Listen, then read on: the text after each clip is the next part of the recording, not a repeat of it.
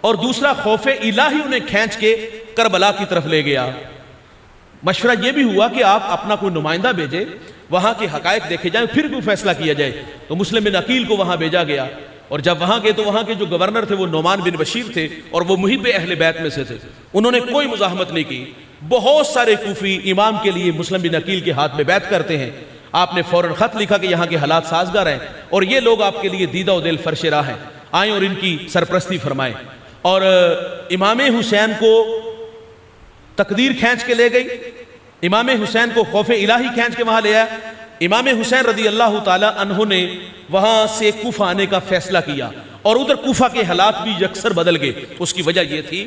جو یزید کے حمایتی تھے انہوں نے یزید کو خط لکھا کہ یہاں جس شخص کو تو نے متعین کیا ہے نا، وہ تو ہاتھوں پہ ہاتھ دھر کے بیٹھا ہے، اگر چند روز اسی طرح سلسلہ چلا تو یہاں تیری حکومت کو خطرہ ہے،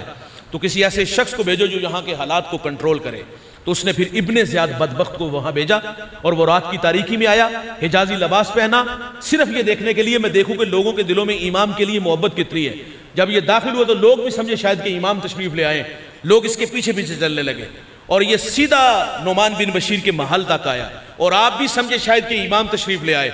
آپ نے آواز دی کہ میرا مشورہ واپس چلے جاؤ۔ اس نے چہرے سے نقاب ہٹایا، کہا دروازہ کھولو، مجھے یزید نے بھیجا ہے۔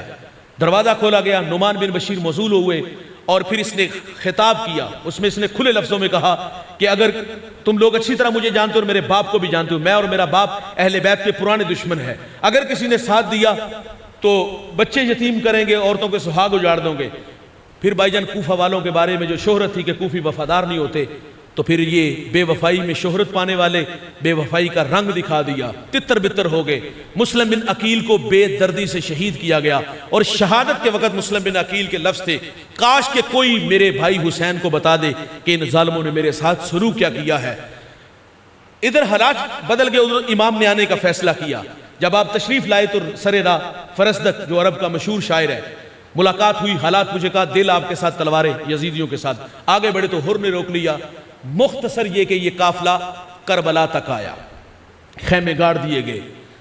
اور پانی بند ہوا۔ یہ تفصیل سے واقعہ آپ نے علماء سے سن رکھا ہے۔ اللہ جنہیں عزت دیتا ہے نا بلا، اللہ ان کو آزماتا بھی ہے۔ کربلا میں خیمے گاڑ دیے گئے، پانی بند ہو گیا، دو بدو جنگ کا آغاز ہونے لگا، ادھر 72 اور ادھر ہزاروں میں۔ اور جب جنگ کا آغاز ہوا تو حضرت امام حسین کے جو مجاہد تھے میدان عمل میں اترے اور اپنے اپنے حصے کا کردار ادا کیا، اپنی تلوار سے کئیوں کو واصل نار کیا، پھر شہادت کا جام پیا، اور حسین ابن علی رضی اللہ تعالیٰ عنہ اپنے مجاہد کو اٹھاتے ہیں، خیمے تک لاتے ہیں، اور اللہ سے صرف اتنا کہتے ہیں اللہ حسین کی اس قربانی کو قبول فرما لے۔ بیٹا علی اکبر جب میدان میں اترا، 18 سالہ جوان میدان میں اترا تو کئیوں کو واصل نار کر کے واپس آئے اور کہا کہ ابا جان 2 گھونٹ اگر پانی مل جائے، کیونکہ زبان جو ہے وہ خشک تھی،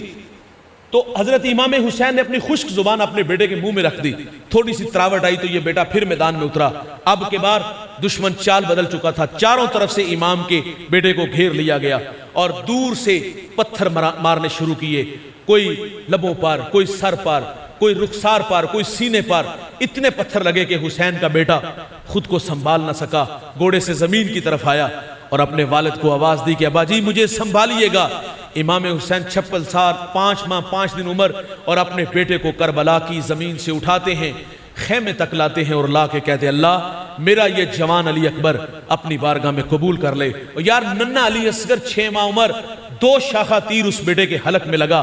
تھوڑا سا خون تھا، فضا میں چلو میں لیا اور فضا میں اڑا دیا، اور کہا مالک حسین کی یہ ننھی قربانی بھی اپنی بارگاہ میں قبول فرما لے۔ حضرت عباس کے بازو کٹ گئے، اونو محمد کو شہید کر دیا گیا، ابو بکر بن علی شہید ہو گئے، عمر بن علی شہید ہو گئے، ایک ایک کر کے سب نے شہادت کا جوڑا پہنا، اور پھر حسین ابن علی رضی اللہ تعالی عنہ خود میدان میں ہیں اور اپنی تلوار سے کئیوں کو واصل نار کیا، لیکن پھر دشمن کی طرف سے تیر، تلواریں، نیزے اتنے حسین کے بدن میں لگے کہ حسین خود کو سنبھال نہ سکے، گھوڑے کی زین سے فرش زمین کی طرف آئے اور پیشانی سجدے میں رکھی اور کیا کہتے ہیں مالک میں تیری تقدیر پہ راضی ہوں، آنے والی ہر آزمائش پہ اللہ میں نے صبر کیا،